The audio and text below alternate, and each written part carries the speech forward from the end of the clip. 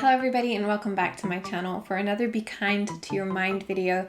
And what perfect time to think about being more kind to our mind than the start of a new month. This is the first video for the month of November, and so I thought today would be the perfect opportunity to talk to you about setting more meaningful goals that really focus on your mental well-being. If you're new here, welcome. My name is Laura and I am the illustrator and creator behind Laura Jane Illustrations on Instagram, where I aim to create content that helps you feel good about you. And when it comes to setting goals at the start of the month, that's really what I think that they should do. They should be goals that help you feel good about yourself. Obviously, the only person who can decide what helps you feel good about yourself is you yourself. And so setting monthly goals is something that's really personal.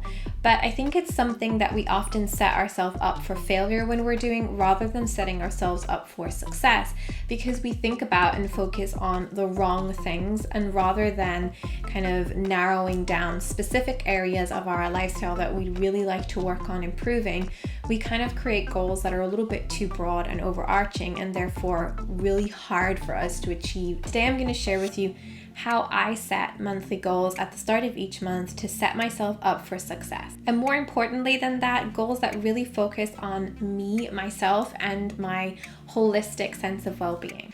I thought that November would be a good time to share this practice with you because it gives you a little bit of an opportunity to try it out in November and December as like a test period to see if this is something that maybe you want to start doing on a monthly basis in 2022. Because believe it or not, that's only 2 months away. So let's get started. So to start off, I want to bring your attention to a template that I've actually created to support all of what I'm going to talk about in this video. Last month at the start of October, I created a free meaningful monthly goal template, and you can download this directly from my website. And I'm going to talk you through this template because it's designed around how I set my monthly goals.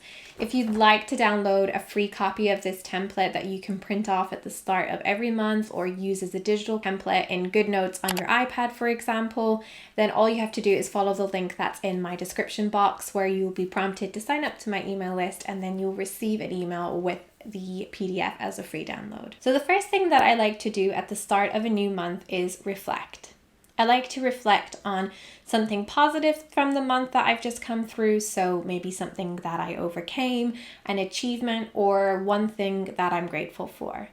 And this helps me to put myself into a positive mindset as I begin to think about what I'd like to achieve in the month moving forward. The second thing that I like to reflect on when I set out to set my monthly goals is a challenge that I faced in the past month. So something that didn't go well. It's not about regrets. It's not about thinking back on the past month and thinking, what would I like to change if I could do it over? It's rather about thinking, well, what did I find difficult? And to begin that process of thinking, if this was difficult, what could I do next month to make that easier for myself? So now that we've done our 2 reflections and we focused on those positives as well as those growth opportunities, it's now time to set our goals. So we're just going to focus on 2 goals using my goal setting method. The first is one new habit that we'd like to add to our lives. That's something that I'd like to try and do every day or at least a few times a week because I know it's going to be good for my well-being. When I think about that new habit that I'm going to add to my life, I think back to those reflections that I did. Either choosing something that relates to that thing that went well, or I look at that thing that didn't go so well and choose a healthy habit that might improve that. So an example of this is back in March of this year when I had to go into lockdown with my class. So it was a really stressful month for my mental health. And during that month, something that I noticed was not going well was physical exercise because I was spending so much time in front of my desk. So when I was setting my goals for April, one new habit that I decided to add to my days, even if I was going back to on-site teaching, was to make sure that I was getting at least 30 minutes of physical exercise every day. The reason I chose 30 minutes when I was setting that goal is that's the amount of minutes that it takes for me to close my exercise ring on my Apple Watch. So the next thing that I needed to do after I had chosen that one new habit that I was going to introduce into my life was to think about success steps. or steps for success. Here is our goal. Here is our life and our habits now.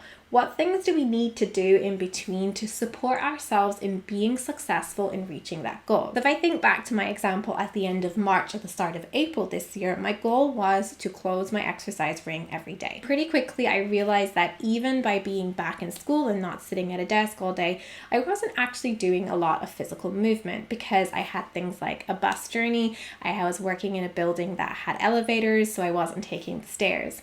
So my first step for success to ensure that I was closing my exercise ring was adding in extra bits of movement.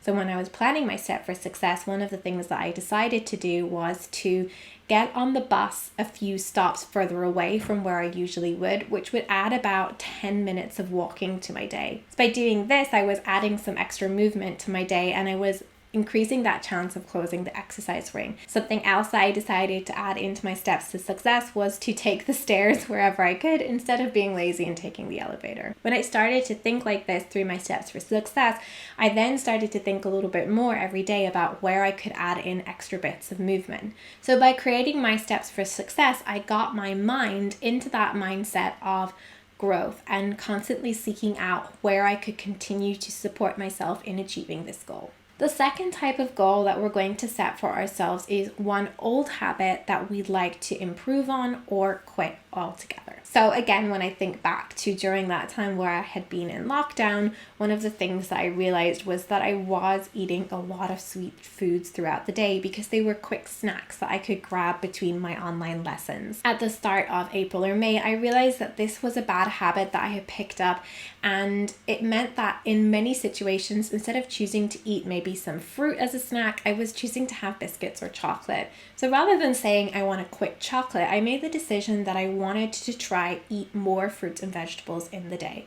The old habit that I wanted to improve on was that snacking was becoming biscuits and chocolate, and I was going to improve on it by eating fruits or vegetables where I could instead. So again, I started by thinking about my steps for success. How was I going to support myself in doing this? Something that I added to my steps for success was that when I was taking a piece of fruit with my lunch, that I would take a few extra pieces so I could put one in my bag for my commute in the evening. Instead of buying a chocolate bar at the train station, I could have a piece of fruit.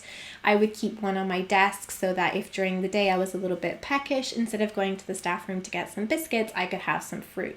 It wasn't about like restricting myself or cutting something out, but rather trying to put in more of those healthier choices because I knew that that's what I needed. That's what my body was telling me that I needed.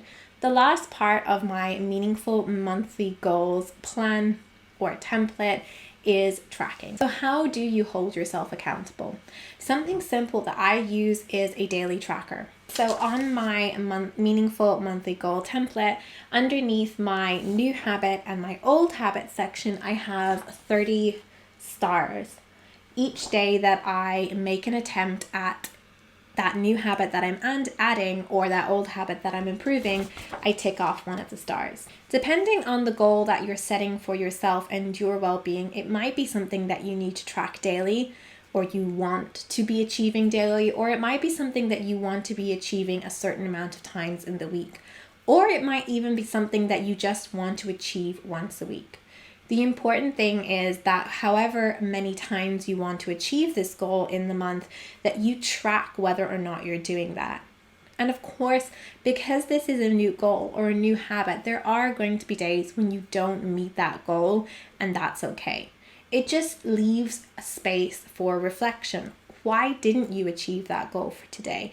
Do you need to go back and look at your steps for success? Do you need to add something else in order to support yourself in achieving this goal? Do you need to reevaluate the goal altogether because it's not actually supporting your well-being, and trying to achieve the goal is creating more stress for you than it would if it was slightly different? So let me summarize my meaningful monthly goal format for you one more time. Start off by reflecting on the month that you've just come through. Next, choose one new habit that you'd like to add to your life because you know it's going to be good for your well-being, and one old habit or current habit that you'd like to quit, change, or improve because you know that currently it's not good for your well-being. Then create some steps for success for each of your habits that you're working on adding, improving, or changing. And then finally, hold yourself accountable by tracking whether or not you're meeting that goal each day, week, or a certain amount of times in the week. And there you go. That's how I set meaningful goals for myself and my well-being at the start of each month. Once again, if you'd like to download my free meaningful monthly goal setting template, you can from the link in the description. If you have any questions about setting meaningful goals for your well-being, be sure to leave them in the comments and I'll be more than happy to answer them for you. If you liked this video and found it helpful, click on that thumbs up button and click to subscribe to my channel. Turn on notifications. I hope that you enjoyed this video and that you're going to have a wonderful month in November. Hopefully even better, because you're going to set really meaningful and supportive goals for yourself heading into the new month. And that's all from me today. I will see you again really soon.